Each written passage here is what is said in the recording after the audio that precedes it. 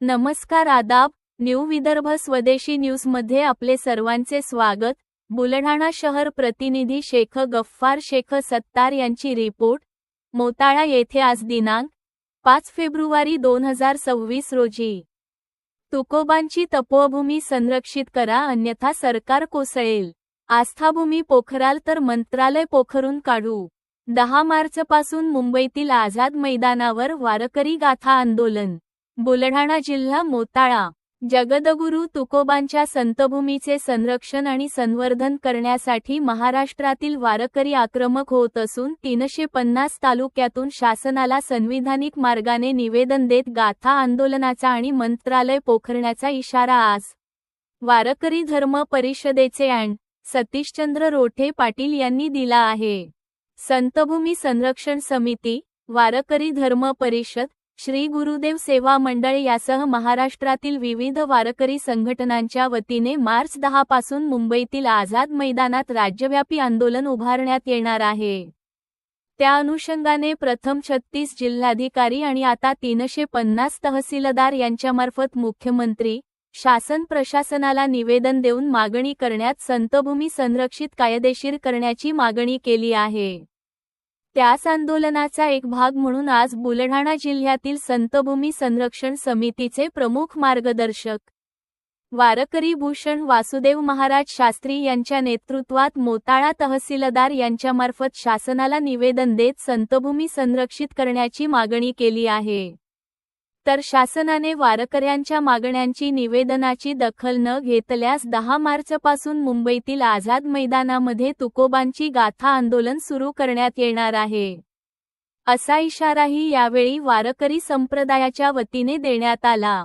यावेळी हभप सचिन पाटील ऐरेकर, हभप सतीशचंद्र रोठे पाटील, सुशांत पाटील, कमलाकर व्यवहारे, राम व्यवहारे, सुरेखाताई निकाळजे यांच्यासह संतभूमी संरक्षण समिती, वारकरी धर्म परिषदेचे पदाधिकारी बहुसंख्येने उपस्थित होते.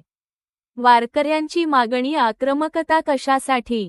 पुणे जिल्ह्यातील खेड तालुक्यांतर्गत देहूपासून 13 किलोमीटर असलेल्या जगद्गुरू तुकोबारायांची तपश्चर्या साधना भूमी भामचंद्र डोंगर, भीमागीर, भंडारा डोंगर, गोराळा डोंगर, लेणी राज्य संरक्षित स्मारक म्हणून 2011 घोषित करण्यात आले होते. तुकोबांची तपश्चर्याभूमी वारकरी संप्रदायासाठी श्रद्धे आणि तुकोबांचा वारसा देणारी आहे. असे असताना सदर संरक्षित स्मारक म्हणून घोषित केलेल्या तुकोबांच्या तपश्चर्याभूमीला भूमाफिया खोदकाम करून विकृत करत आहे. संत तपश्चर्या भूमीवर काही गुंड प्रवृत्तीचे भूमाफिया अतिक्रमण करून रहिवास करत आहे, तर काही भूमाफिया या जमिनीची सौदेबाजी सुद्धा करत आहे. काही सामाजिक लोकप्रतिनिधी, गुंड प्रवृत्तीचे ठेकेदार सामाजिक धार्मिक तेढ निर्माण करून तुकोबांची तपोभूमी गिळंकृत करण्याचा प्रयास करीत आहे. मोताळा तहसील कार्यालयामध्ये येण्याचं कारण, आम्ही सर्व वारकरी मंडळी पुणे जिल्ह्यामध्ये देहू जगद्गुरू तुकाराम महाराजांचं स्थान आणि तुकाराम महाराजांनी ज्या भामचंद्र डोंगरावर तपश्चर्या केली, साधना केली, किंबहुना त्या ठिकाणी त्यांना साक्षात्कार झाला अशी सिद्ध भूमी आणि त्या भूमीवर